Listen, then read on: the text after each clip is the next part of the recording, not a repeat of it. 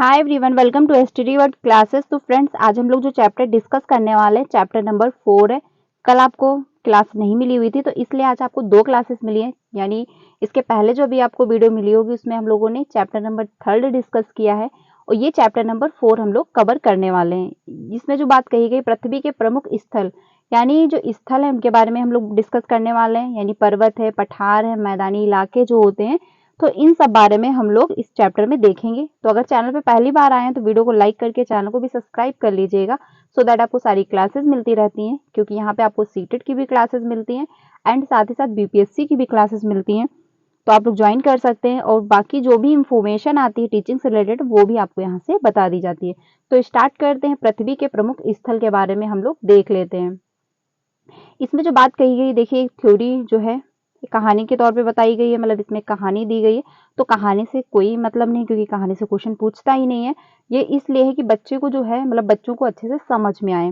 ठीक है, तो हम लोग कहानी को स्किप करेंगे, बाकी जो इम्पोर्टेंट है वो हम लोग डिस्कस करेंगे। तो इसमें ये बात कही गई है, पहाड़ है, पठार है और मैदानी इलाके जो हैं वो हमको कहाँ से मिलते हैं? प्राकृतिक की ही देन है, क्योंकि हमको प्राकृत से ही मिले। ये तो नहीं है पठार आप कहीं से उठा के ले आए हैं। ठीक है, तो जो पठार है वो ऐसे बने होते हैं, जो मतलब पहाड़ है वो ऐसे बने होते हैं, पठार जो हैं। और मैदानी इलाके जो होते हैं, यानी जो मैदान है और सागर है, तो ये विभिन्न जो हैं वो स्थल के रूप हैं। इसके बारे में हम लोग डिटेल में नीचे देखेंगे। ये आप यहाँ पे देख सकते हैं, धान के खेत हैं। ठीक है, ये धान के जो खेत होते हैं, इसमें बात ये की गई है कि यानी जो धान है, गेहूं है, चना है, ईख है, ईख का मतलब जो गन्ना होता है, इत्यादि फसलें उपजाते हैं। नदी एवं तालाब भी हैं। ठीक है, कृषि कार्य के लिए लोग जो है वर्षा पर आधारित होते हैं, क्योंकि जब कृषि होती है वो कृषि कार्य करने के लिए लोग जो क्या करते हैं, अधिक जल की आवश्यकता पड़ती है, तो वर्षा पर आधारित होते हैं। बरसात के दिनों में पानी की खेतों में रुक जाता है, यानी जो वर्षा होती है, जो पानी होता है वो खेतों में रुक जाता है। सिंचाई के लिए वर्षा के जल का भंडारण आहार में भी किया जाता है। कुछ जगहों पर नहरों की भी व्यवस्था है। ठीक है, और नदियों में बांध बनाकर पानी के खेतों तक पहुंचाया जाता है। यानी जो नदियां होती हैं उसमें भी बांध बना करके जो पानी होता है वो खेतों तक पहुंचा लिया जाता है। हर तरफ मिट्टी एक जैसी नहीं है। ठीक है, कहीं चिकनी है तो कहीं दोमट मिट्टी है, क्योंकि मिट्टी सभी जगह की एक जैसी नहीं पाई जाती है। खेतों की जुताई के लिए हल, बैल, ट्रैक्टर एवं पावर टिलर का उपयोग किया जाता है। आगे चलते हैं। चिकनी मिट्टी को केवल मिट्टी, मतलब चिकनी मिट्टी को केवाल मिट्टी भी कहते हैं। तो ये ध्यान रखिएगा, केवाल मिट्टी कौन मतलब किसको कहते हैं? तो चिकनी मिट्टी को कहते हैं। ठीक है, तो ये क्वेश्चन भी बन सकता है। जिसमें धान की फसल खूब अच्छी होती है, मतलब जो धान की फसल होती है वो अच्छी उपजती है, जो चिकनी मिट्टी होती है। दलदली मिट्टी में दलहन की जो फसल है वो खूब होती है। तो ये भी ध्यान रखना कि जो दलदली मिट्टी होती है इसमें कौन सी फसल अच्छी होती है? दलहन जो है वो अच्छी होती है। आगे चलते हैं। अब बात जो कही गई है इसमें, यहाँ से नहीं आएगा, ये कहानी के तौर पे दिया गया है। अब हम लोग बात कर लेते हैं मैदान के बारे में। ठीक है, तो प्रायः जो नीची और समतल भूमि का मैदान होता है, मतलब भूमि जो होती है उसको क्या कहते हैं? प्रदेश जो होता है उसको कहा जाता है मैदान। यानी जो प्रायः नीची और समतल भूमि का प्रदेश होता है उसको क्या कहते हैं? मैदान कहा जाता है। ठीक है, मैदानों की सबसे बड़ी विशेषता यह है कि वे समुद्र से ऊंचे या नीचे हो सकते हैं। ठीक है, परंतु अपने समीपवर्ती पठार तथा पर्वत से ऊंचे नहीं हो सकते। यानी जो उसके पास में पठार हैं, पर्वत हैं, उससे वो ऊंचे नहीं हो सकते, क्योंकि समतल जगह होती है, उसी को मैदान कहते हैं। ये प्राय एक ही प्रकार की मिट्टी से बने होते हैं, जिसमें थोड़ा बहुत स्थानीय अंतर हो सकता है। यानी मान लीजिए जो ये मिट्टी इतना पार्ट है तो ये मैदान बन गया, तो यहाँ की जो जितनी मिट्टी है वो एक ही जैसी होगी। ये नहीं है कि इस तरफ की चिकनी मिट्टी, इस तरफ की दलदली मिट्टी, ऐसा नहीं होगा।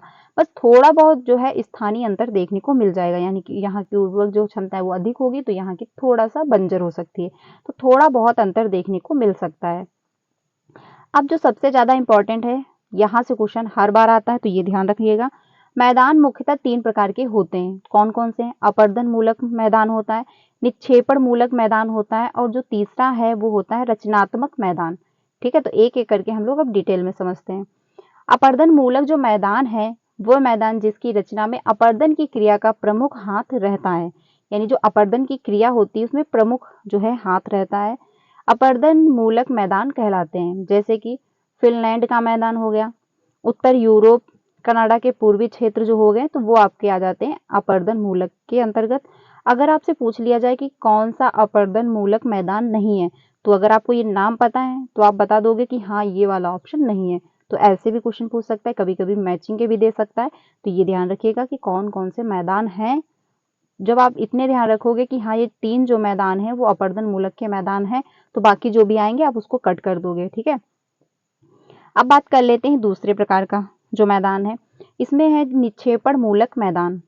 तो इसमें बात ये कही गई है, निक्षेपण की प्रक्रिया के द्वारा नदियों, हिमानी वायु तथा सागरी तरंगों से जो मैदान बनते हैं, यानी जो सागरी तरंगों से, हिमानी वायु से जो सागरी तरंगों से जो मैदान बनते हैं उसे क्या कहते हैं, निक्षेपण मैदान कहा जाता है। इसमें क्या है, केरल के तट के मैदान हो गए, यानी केरल का जो तट होता है वहां के मैदान है। वहीं पे हंगरी का जो मैदान है वो भी इसी के अंतर्गत आता है। तो ये ध्यान रखिएगा। आगे चलते हैं, रचनात्मक मैदान जो होते हैं इसके बारे में देख लेते हैं। इस प्रकार के मैदानों का निर्माण पृथ्वी की आंतरिक हलचलों द्वारा होता है, यानी जो रचनात्मक मैदान होते हैं उनका निर्माण कहाँ से होता है, आंतरिक जो हलचलें होती हैं, जो हलचलें होती हैं उनके द्वारा होता है।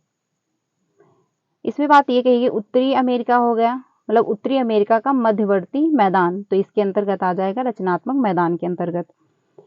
मैदानी क्षेत्रों में जीवन यापन के लिए भोजन, जल, आवास एवं परिवहन की सुविधाएं आसानी से उपलब्ध हो जाती हैं। यानी जो मैदानी इलाका होते हैं तो वहां पे आना आने जाने के जो रास्ते हैं वो अच्छे होते हैं, यानी जो आवागमन है वो सुविधापूर्वक आसानी से हो जाता है।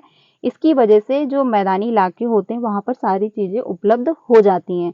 ऐसे क्षेत्रों में सड़क मार्ग, रेल मार्ग व अन्य सुविधाएं आसानी से प्रदान की जा सकती हैं। ठीक है, क्योंकि वहां पे पहाड़ी इलाका है नहीं, पहाड़ी इलाका होता तो वहां पे आने जाने में प्रॉब्लम होगी, लेकिन जो मैदानी इलाका होते हैं वहां पे आने जाने में कोई दिक्कत नहीं होती, इसलिए वहां पे सारी जो सेवाएं हैं उपलब्ध रहती हैं।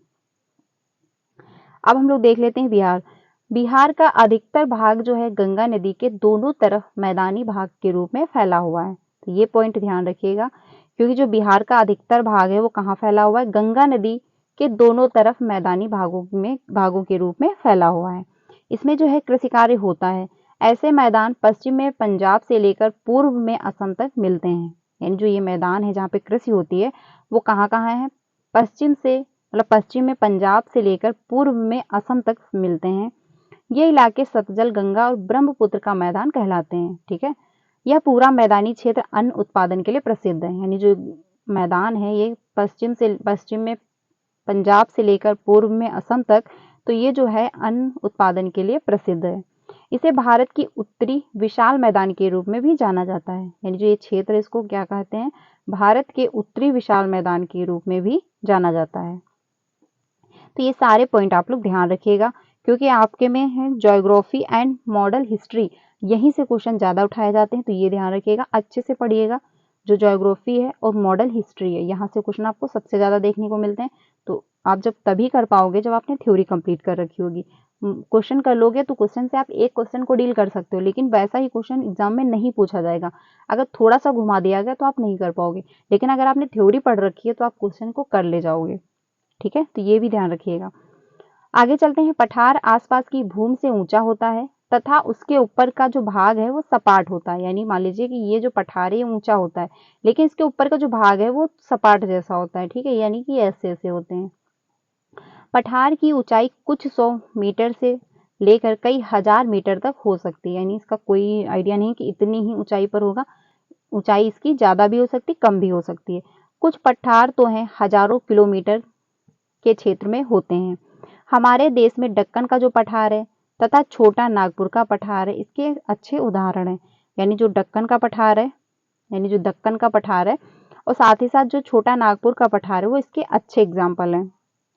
तिब्बत का जो पठार है संसार का सबसे ऊंचा पठार है। ध्यान रखिएगा, अगर जो तिब्बत का पठार पूछे वो संसार का सबसे ऊंचा है, बड़ा नहीं है। ये भी ध्यान रखिएगा। क्या पूछ रहा है क्वेश्चन में कि कह रहा है सबसे ऊंचा पठार, तो तिब्बत का पठार हो जाएगा। आगे बात करते हैं। पामीर के पठार को संसार की छत कहा जाता है। यानी जो पामीर का पठार है उसको क्या कहते हैं, संसार की छत कहते हैं। तो ये सारे पॉइंट आप लोग ध्यान रखिएगा। आप चलते हैं आगे। अगला जो पॉइंट बनता है पर्वत के बारे में, क्योंकि हम लोगों ने मैदान के बारे में भी देख लिया, पर्वत के बारे में, वो मैदान के बारे में, पठार के बारे में भी देख लिया। अब जो बात करने वाले हैं वो पर्वत के बारे में है।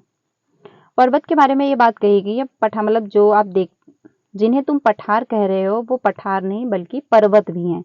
यानी जो पठार होते हैं, क्योंकि पठार बस इतना डिफरेंस होता है कि उसके ऊपर का जो भाग है वो सपाट जैसा होता है, लेकिन पर्वत जो होते हैं उनमें सपाट नहीं, वो शिखर के जैसे बने हुए होते हैं। ठीक है, क्योंकि पर्वतों के ऊपर हिस्से सपाट नहीं होते हैं, वे आसपास के क्षेत्रों से बहुत संकीर्ण होते हैं। ये लंबी श्रृंखला के रूप में भी फैले होते हैं।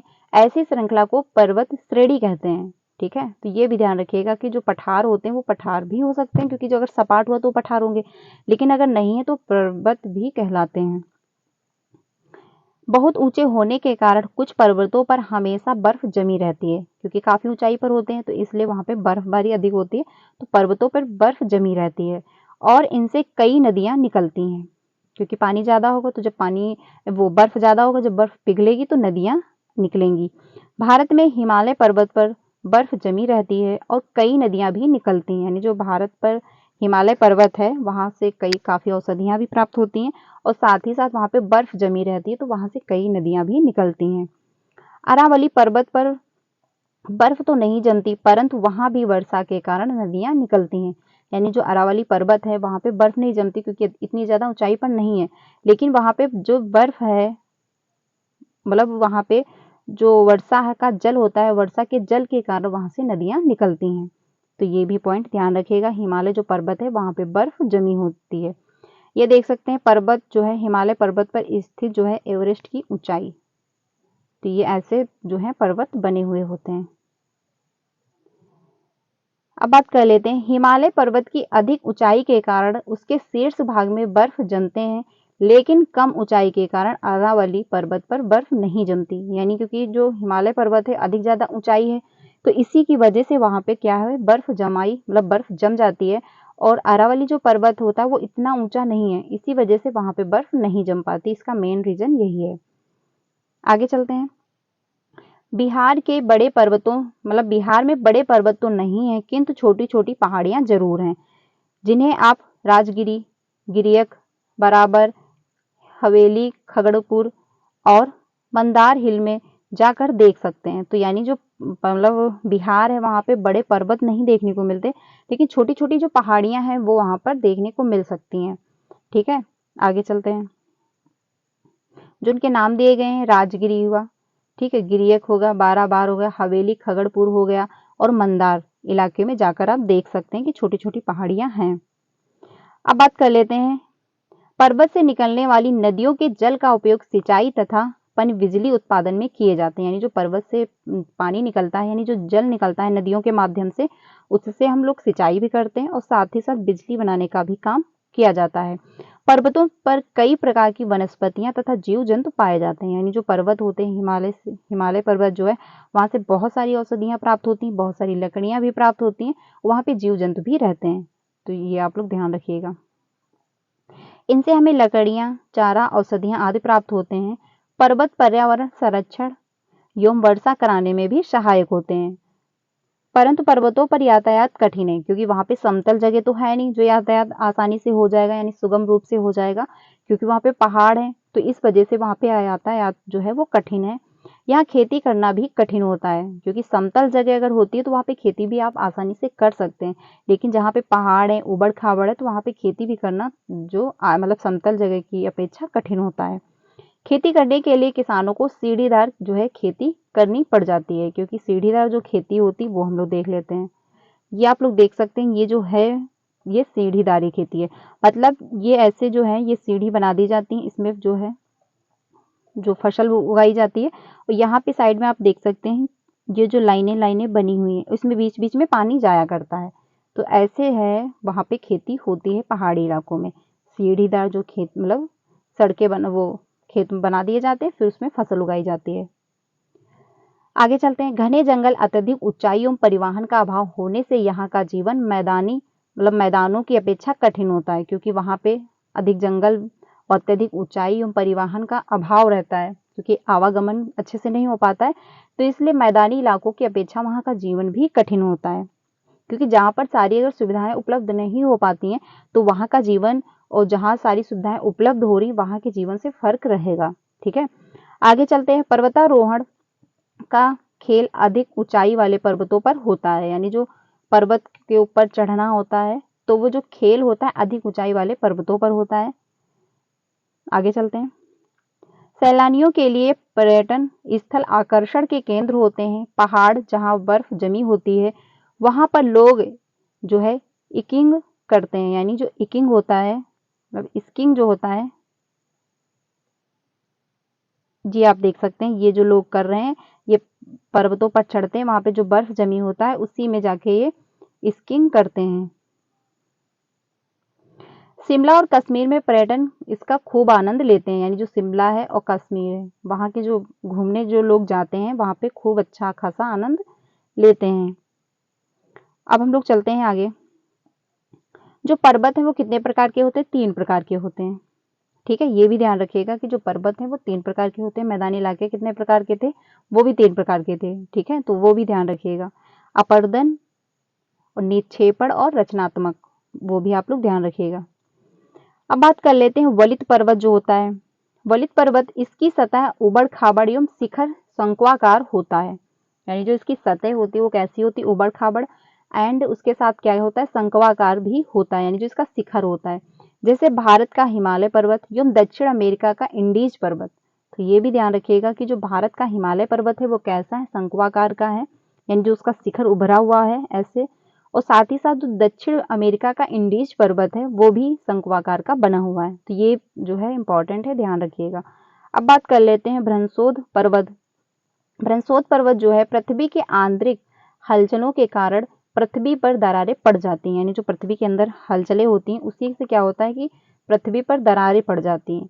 2 दरारों के बीच का भाग ऊपर उठ जाता है, इस उठे भाग को भ्रंतोस पर्वत कहा जाता है, यानी जो भ्रंतोस पर्वत होता है उसको जो उठ जाता है भाग मतलब आंतरिक हलचलों के कारण, तो उसी को क्या कहते हैं?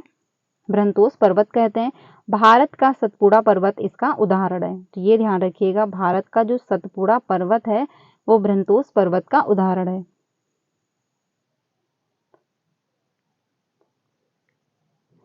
आगे चलते हैं ज्वालामुखी पर्वत। ज्वालामुखी से निकलने वाला जो मतलब निकलने लावा एवं अन्य पदार्थों के ठंडा होकर जम जाने से जिन पर्वतों का निर्माण होता है उसे ज्वालामुखी पर्वत कहते हैं, यानी ज्वालामुखी जो है, ज्वालामुखी से जो लावा निकलते हैं, मतलब ज्वालामुखी से जो लावा निकलते हैं और अन्य जो पदार्थ हैं वो ठंडा होकर जम जाता है, उससे जो निर्माण बनता है, यानी जिस पर्वत का निर्माण होता है उसको क्या कहते हैं? ज्वालामुखी पर्वत कहते हैं। इटली का वेसुवियस पर्वत जो है इसका उदाहरण है, यानी जो इटली का वेसुवियस पर्वत है वो इसका उदाहरण है। भारत के अंडमान निकोबार के वेरंग आइलैंड में सक्रिय ज्वालामुखी पर्वत पाए जाते हैं। कम ऊंचाई के पर्वतों को पहाड़ी कहा जाता है, यानी जो कम ऊंचाई के पर्वत होते हैं उनको क्या कहते हैं? पहाड़ी भी कहते हैं। तो ज्वालामुखी के सबसे अच्छा उदाहरण क्या है? अंडमान निकोबार के वेर आइलैंड में जो है सक्रिय ज्वालामुखी पाया जाता है, तो ये भी ध्यान रखिएगा। अब बात कर लेते हैं मैदानों, पठारों एवं पहाड़ों के बदलते चेहरे, यानी धीरे धीरे इसमें क्या परिवर्तन आता गया है। तो यहाँ पे कहानी ही दी हुई है, ठीक है, हम लोग यहाँ से देख लेते हैं। मैदानों में परिवहन, जल, समतल भूमि की उपलब्धता के कारण कल कारखाने लगते हैं, जिससे आबादी जो है काफी घनी हो गई। कल कारखानों के लिए खजीनों मतलब खनिजों की उपलब्धता पठारों से है, इसीलिए पठारों का दोहन हो रहा है, यानी जो पठार है वो धीरे धीरे खत्म हो रहे हैं। इन सब की प्राकृतिक जो है सुंदरता घटती है। पठारों तथा प्रदूषण बढ़ता है और वन क्षेत्र जो है वो घटते हैं। मैदानी भागों में सहज उपलब्ध भूजल का जबरदस्त उपभोग कृषि कार्यों में, कल कारखानों में एवं आवासीय कार्यों में हुआ है, इसीलिए इनका भी दोहन हो रहा है। यही वजह है कि इन क्षेत्रों में भी भूजल का स्तर गिरता जा रहा है, क्योंकि जो जंगल हैं वो कटे जा रहे हैं, क्योंकि इतनी मतलब आबादी है, लोगों की आवश्यकताएं बढ़ रही, जो कल कारखाने हैं वो मतलब उनका उत्पादन बढ़ता जा रहा है, तो इस वजह से जंगल है उनकी कटाई हो रही है। तो जो जंगल है उनकी कटाई हो रही है, तो इससे क्या है, जो भूमि जल का स्तर है वो भी धीरे धीरे कम होता जा रहा है, जिससे जल संकट पैदा हो रहा है। आने वाले दिनों में भी हमें मतलब गिरते भूजल स्तर की समस्या का जबरदस्त सामना करना पड़ता है, मतलब पड़ेगा। तो ये था चैप्टर। आई होप आप लोगों को समझ में आया होगा। बिहार में सोन नदी किस तरह के क्षेत्र से होकर गुजरती है, तो ये आप बताइएगा कमेंट में। तो ये चैप्टर यहीं तक था। आई होप आप, क्योंकि चैप्टर छोटा ही था, 11 ही चैप्टर मतलब पैराग्राफ थे इसमें, तो इसमें मेन बात जो कही गई है यानी पर्वतों के बारे में, पठारों और मैदानी इलाकों के बारे में, जो पर्वत है कौन से मतलब कितने प्रकार के इलाके जो है, मैदानी इलाके जो है वो कितने प्रकार के हैं, तो इस बारे में इस चैप्टर में दिया गया था। मैंने आप लोग से डिस्कस किया है। आई होप आप लोगों को अच्छे से समझ में आया होगा। आप लोग उसको अच्छे से समझ लीजिएगा, क्योंकि आपके में ज्योग्राफी एंड मॉडल हिस्ट्री से क्वेश्चन बहुत पूछे जाते हैं, तो ये ध्यान रखिएगा, अच्छे से कंप्लीट कर लीजिएगा, कोई डाउट मत रखिएगा। मतलब जो सारे कॉन्सेप्ट हैं आपके थ्योरी से ही कंप्लीट हो पाएंगे, तो आपको यहाँ पे डेली थ्योरी मिलती है, आप अच्छे से डिस्कस करिए। चैप्टर नंबर 4 हम लोगों ने आज कवर कर लिया है। कल की क्लास में हम लोग चैप्टर नंबर 5 डिस्कस करेंगे। तो कल क्लास जो आपको मिलेगी, डेली 2 बजे ये क्लास आपको मिलती है, तो आप लोग ज्वाइन करिएगा, अच्छे से डिस्कस भी अच्छे से समझ लीजिएगा। एंड इसके अगर आपके पास टाइम है तो कम शब्दों में इसके आप नोट्स भी बना सकते हैं, जो कि आपको एग्जाम में काफ़ी हेल्प करेगी। क्योंकि अब जो आपका एग्जाम है 1 ही महीने बचे हुए हैं, तो आपको इनफ प्रैक्टिस करनी है, अच्छे से तैयारी करनी है, प्रॉपर तरीके से सीरीज को फॉलो करना है। यानी जो इन बीपीएससी ने मतलब सजेस्ट कर रखा है कि ये बुकें हैं, यहाँ से हम पूछेंगे, तो वही बुकें आपको पढ़नी है। क्योंकि जीके जीएस जो है आपका, ठीक है, जीके जीएस आपका एनसीईआरटी प्लस एससीईआरटी से ही पूछा जाएगा। तो एनसीईआरटी अगर आप पढ़ना चाहते हैं तो 5 बजे वाली क्लास ज्वाइन करिएगा, क्योंकि उसमें हम लोग एनसीईआरटी जो है डिस्कस कर रहे हैं। जो 2 बजे की क्लास मिलती है उसमें हम लोग एससीईआरटी डिस्कस कर रहे हैं, तो उसका जो चैप्टर नंबर आज 4 हो चुका है। ठीक है, मिलते हैं नेक्स्ट क्लास में। क्लास अच्छी लगी है तो उसको जरूर लाइक करिएगा, एंड अपने फ्रेंड को भी शेयर कीजिएगा जो भी बीपीएससी की प्रिपरेशन कर रहे हैं, एंड साथ ही साथ जो कि सीटेट के प्रिपरेशन कर रहे हैं। जो भी अपडेट आएगी आपको टीचिंग से रिलेटेड, वो यहाँ से बता दी जाएगी। बाकी आपको क्लासेस डेली मिल रही हैं। तो मिलते हैं नेक्स्ट क्लास में, तब तक के लिए ध्यान रखिएगा। क्लास अच्छी लगी हो तो उसको